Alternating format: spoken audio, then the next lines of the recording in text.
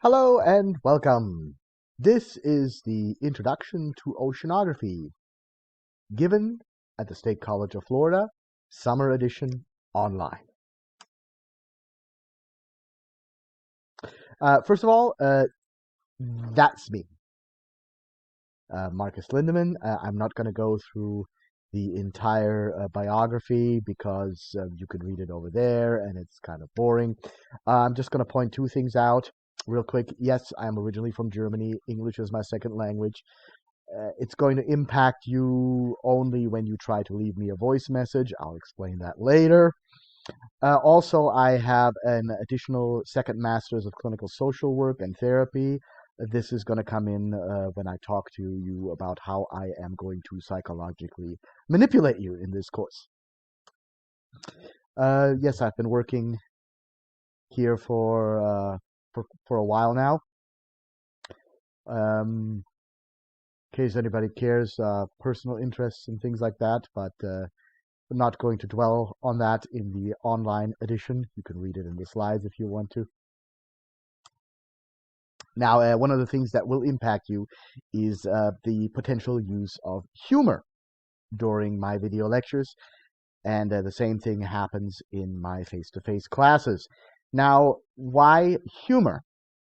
It's because I need you to learn, and humor is a great way to psychologically manipulate your subconscious to retain information better.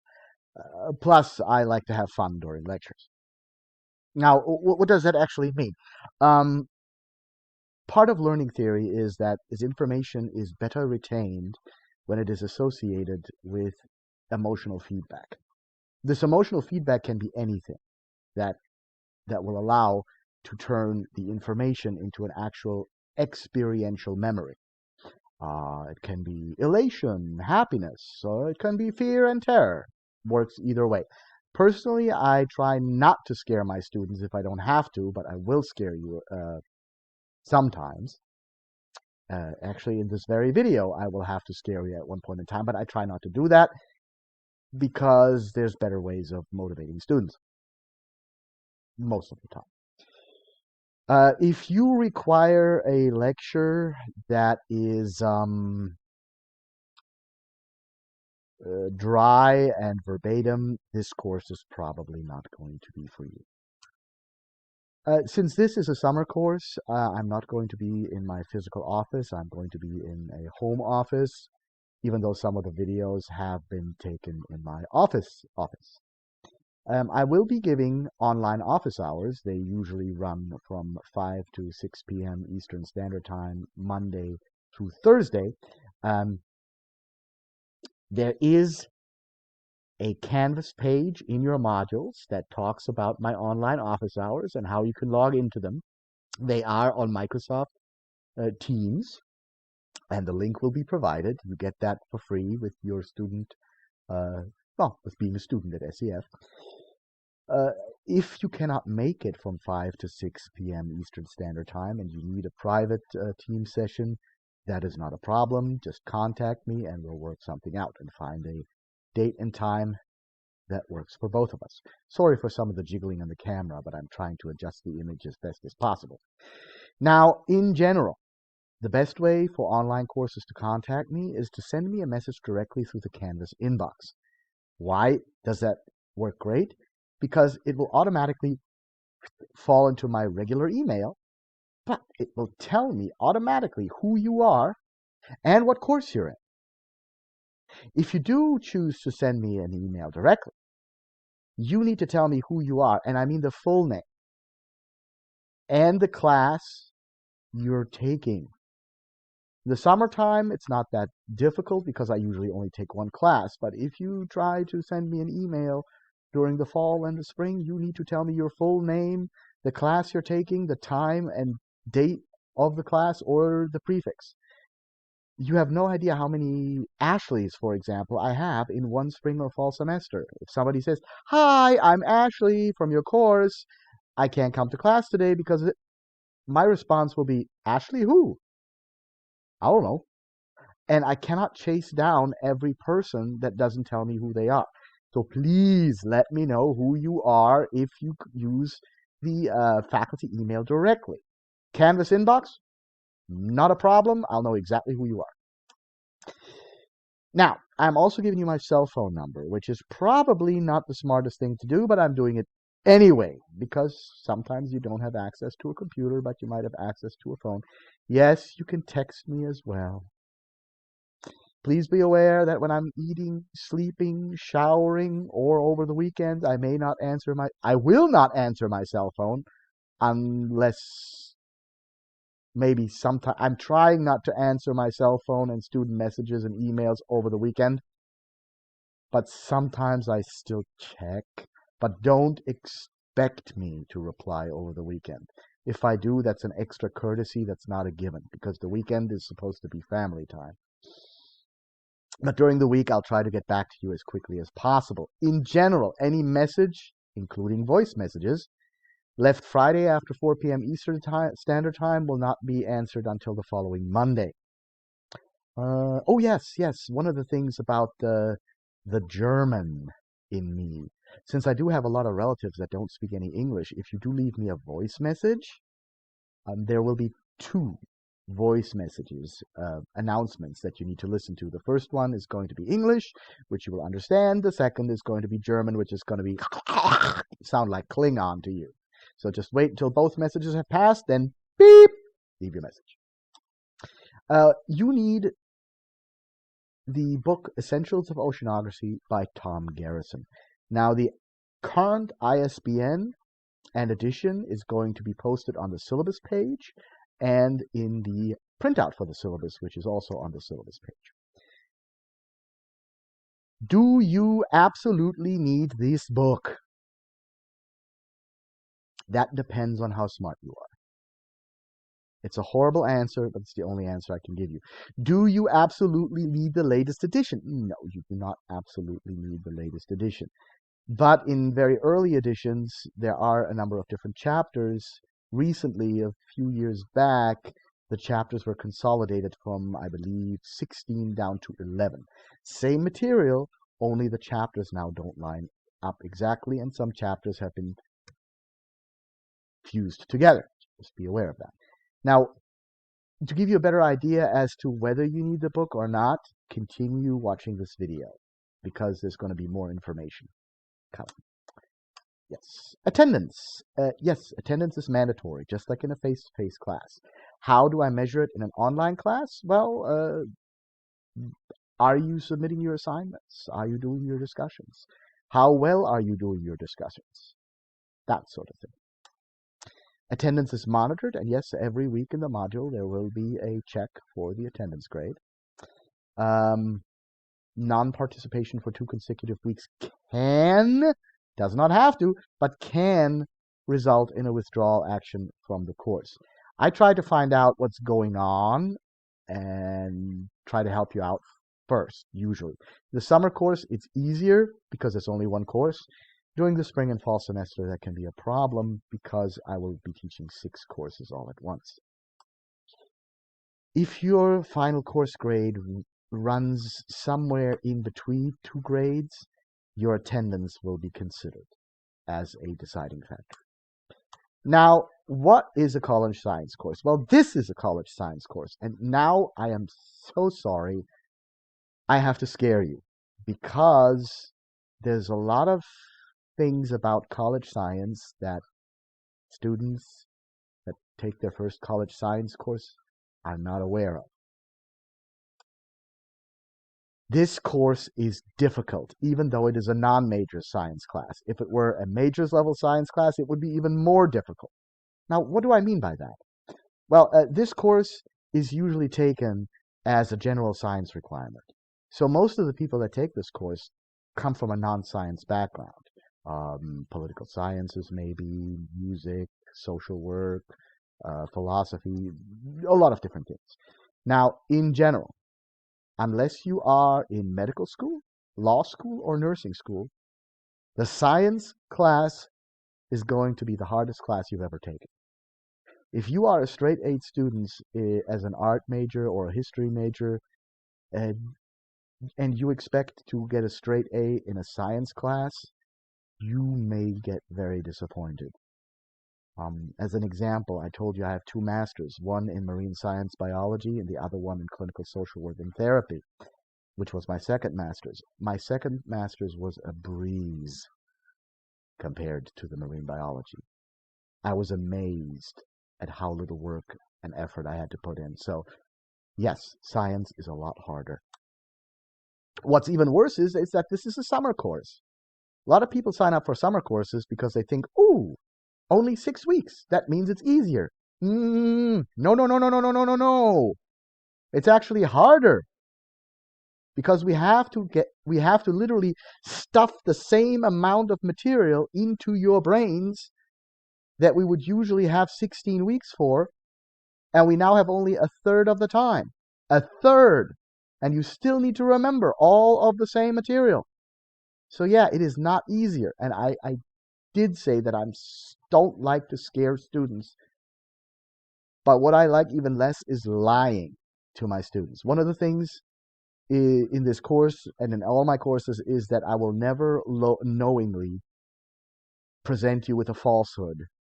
If I do find out that something that I say is untrue, I will correct it. Yes, I make mistakes. I am a human being. And maybe I'm a bad instructor, but I actually try to fess up to my mistakes and then correct them. How strange.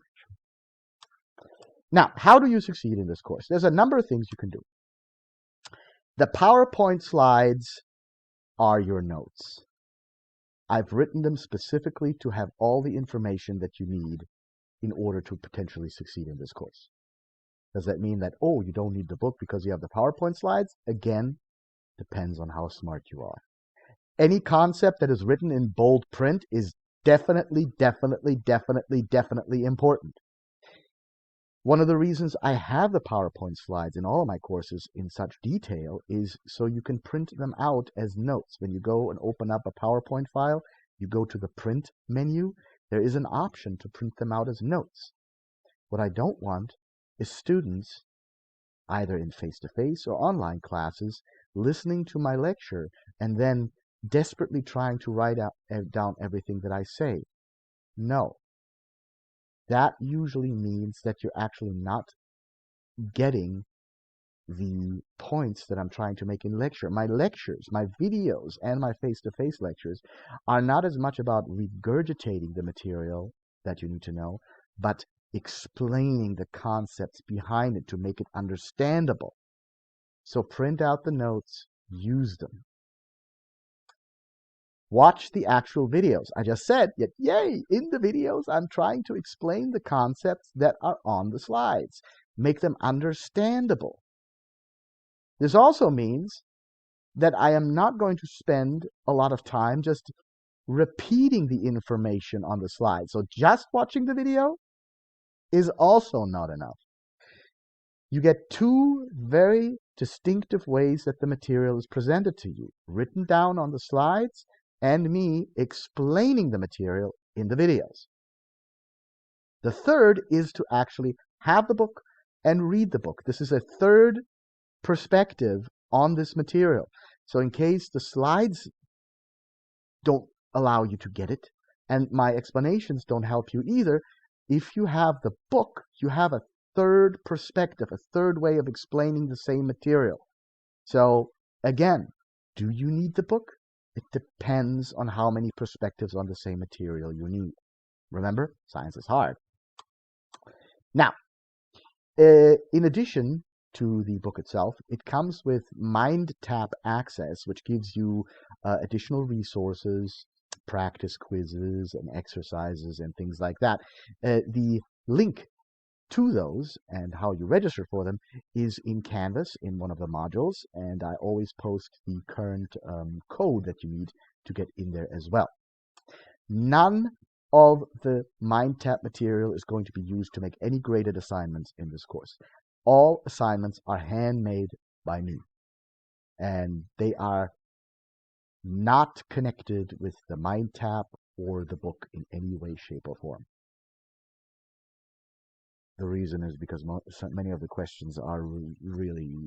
Uh, I looked at some of the test banks that the publisher originally supplied for this book, and the questions were very, very bad. Okay, this is not a self-paced course. What do I mean by that? Uh, I mean, I am not going to post all 6 weeks, or for fall and spring semester, all 16 weeks worth of modules at one go. I've had people hire somebody else to take the course for them, and all of a sudden, a 6-week course is done in 2 weeks. Very suspicious. So the very first 2 weeks are always posted, because at drop week, people are going to sign up and drop out of the courses as new spaces come in. But from that point on, the new module and assignments will be posted on the Friday of the coming week. Yes, every assignment has a due date. If you hand in work late without a reasonable, verifiable explanation why it's late, you get a 10% or 10 points out of 100 possible points deduction on your work. And every additional 24 hours costs another 10 points until you reach the 72-hour deadline, after which I am not accepting anything. Of course, if you do have a valid reason for missing the deadline, contact me, talk to me, we'll figure something out. Now, I have to move my window a little bit. There we go. This is the overall grading scale. It's very straightforward. 90% upwards gives you an A, 80 to 89 a B, 70 to 79 gives you a C, 60 to 69 a D, and anything below that you can have the F grade. Now, for this course, the C letter grade is the magic number. Yep. This is the level at which you have to pass this course for it to count as your general science requirement, and if you want to use it as a transfer credit for any other college or higher institute of learning. I'm going to click on this. So, in addition to the normal grades, you can also get an incomplete grade. Now, an incomplete grade, sorry, I have an itchy nose. An incomplete grade is you can be given if there's some sort of emergency. It doesn't have to be a medical emergency. It can be a family emergency, any sort of emergency that prohibits you, and it has to be documentable, prohibits you from completing the course. Then, and only if at that point in time you've had a passing grade in that course, can you be given the incomplete grade. So if you find out like, I passed the withdrawal deadline and my grades are in the F level, I better have an accident. Doesn't work that way. Furthermore, in the next semester, the work that you missed has to be made up. Usually within 6 weeks or 90 days. I forgot which one of the two, but it's in the college grading policy. If you do not complete the work by that time, your grade will automatically, without me doing anything, revert to a WF grade. If you are incapacitated and you cannot make up the material in that time, once you're back in business, contact the college, contact the instructor. You can be given an extension, not a problem. We will work with you. If you can contact me and you need an extension and you can document why you need an extension, I can call the registrar and extend the incomplete right then and there. Every semester there is a withdrawal deadline. This is the time until you can withdraw from any college course at the State College of Florida and receive a W letter grade, which will not influence your grade point average. You will not get a refund, but it will not impact your GPA. There is no shame in taking a withdrawal. I have taken a withdrawal in my undergrad marine science because there was no way I was going to pass that one course with the other course load that I had with a passing grade. There was just no way, because it was actually the most difficult course I've ever taken in my entire life, and that was undergraduate. So it was tough. I literally had to retake it in a semester with only 2 other courses, and both of the courses, one of them was Introduction to Philosophy, the other one was Introduction to Logic, which were my 2 of my perspective courses. They were fluff courses. I basically aced myself by BSing myself through that course. So I had literally only one course, and that was that difficult one, and even then it was the hardest semester of my life. But there is no shame in withdrawing and doing a strategic retreat and coming back another time. You can also audit my courses. And since 2011, I have not had a single student auditing any of my courses. Now, your grade will be determined by the following. Attendance is worth 5%. The discussions are worth 10% of your grade. Your quizzes are worth 15%. There's a presentation assignment worth 20%. The big ones are the 2 exams. Yes, in the summer course, you only have 2 exams. During the full semester, you'd have 4. Here, each of them is worth a quarter of your grade. So yes, this is an exam-heavy course. And that comes up to 100. Now, the quizzes. The quizzes are not as bad as you might think. They were originally designed to force students to keep up with the material. And they were just plain memorization, and students hated that. And they did very poorly on it. So the quizzes as they exist now are a little bit different.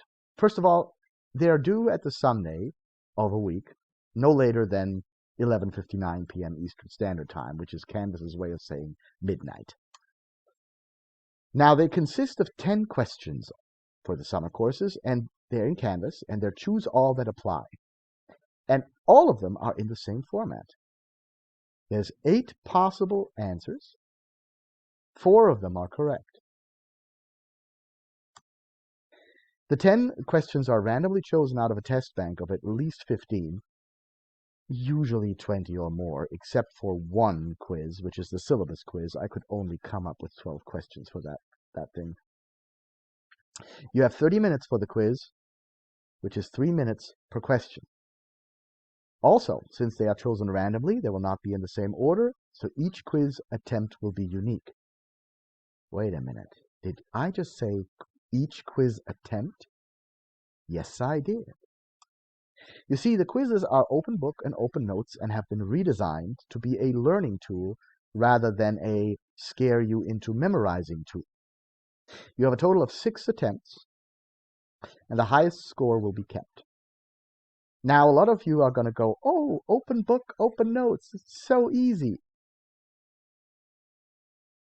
The questions have been designed to not just be memorization. They will require you to jump between topics, think critically, synthesize information, and use common sense knowledge, which includes knowledge that you should have from high school. You need to know where the Pacific Ocean, where the Atlantic Ocean is, where Australia is, where Africa is, and stuff like that. Common sense and high school information will not be on the PowerPoint lectures or the videos. Yes, you can look stuff like that up. I'm actually expecting people to probably use Google and Wikipedia for some of the quizzes. But since the questions are going to be designed to require you to use logic, just thinking that, oh, I don't need to study is not going to help you. And we'll talk. This is all I'm going to say about the quizzes right now. There is a separate video that will explain both quizzes and exams in exhaustive detail, how they work, and I highly beg you, actually, to look at that video. Now, the exams cover everything in lecture, everything in the PowerPoint chapters, and potentially everything in the book. There's never been a question that's been in the book and not in the PowerPoints. The exams are not cumulative, which means the first exam covers the first half of the semester, the second exam covers the second half. They are in format almost identical to the quizzes, except that you have 25 questions, that you have only one attempt, and that you still have 3 minutes per question. More details in the other video. One thing I'm going to point out, these questions are not the same questions as the quiz questions. Taking the 6 attempts on the quiz and trying to memorize these questions is not going to help you. They cover the same material, but they are purposefully not the same questions. I made them in 2 completely separate question banks. There's also going to be practice exams. The week of exams, there's going to be no new material, and practice exams that are drawn from the quiz questions, so these questions are going to be the same as on the quizzes, are there to help you study and get the hang of finding the right information, etc. You have unlimited attempts. And the practice exams do not influence your grade in any way, shape, or form. All right, the presentation assignment. The format is going to be explained with a video and everything else on Canvas. It is what I call a cake mix assignment. You're not going to be required any special skills. You will be required to make a PowerPoint presentation and a Word document because these are skills that you need for academia. All of these are going to be explained in exhaustive details. Now, the presentation assignment is not extra credit in itself. It's not optional. If you don't do it, you get a 0, then 20% of your grade has just turned into a 0, which translates in you no do, your grade go poo. There is an extra credit portion tacked on to the assignment, which allows you to get 150% on the assignment, which then, if you do the math right, means you can get a total of 10% extra credit on your course grade. In it, it describes and explains to you how you can make a video presentation like I am doing right now. That is a useful skill. And just for literally giving your presentation, which you normally wouldn't do in this course, you can get another 50% or 10% on your final grade. In general, plagiarism is presenting any material and work as your own that has not been your own work. Normally, that would also fall under cheating on exams and quizzes, but since this is going to be open book, we are not going to be requiring to do all of the video honor lock proctoring that we normally used to do with the exams when they were not open book. Yes, you had a live online proctor watching you through camera and monitoring your activity on your computer at the same time. So, yes, but we don't do that. Now, as far as the presentation assignment is concerned, there are also safeguards on Canvas that allow me to check your presentation against internet sources and other people's presentations within a few seconds. It happens automatically. It gives me a little score. So if it turns out that 90% of your presentation is the same as somebody else's presentation, even somebody that maybe has taken this course years ago, we have an issue with plagiarism. Now, the absolute minimum penalty is that you failed the particular assignment. Then I am forced by my contract to formally report the plagiarism, which sends it up to my department head, who's then going to do a background check and see if there's another report for plagiarism in there. If there is, then the penalty can be escalated all the way to a permanent citation on your student record or expulsion from the college. Since 2011, I've had 2 students that I caught that were expelled from the college. I've caught a lot of other students in plagiarism, but 2 of them were actually expelled.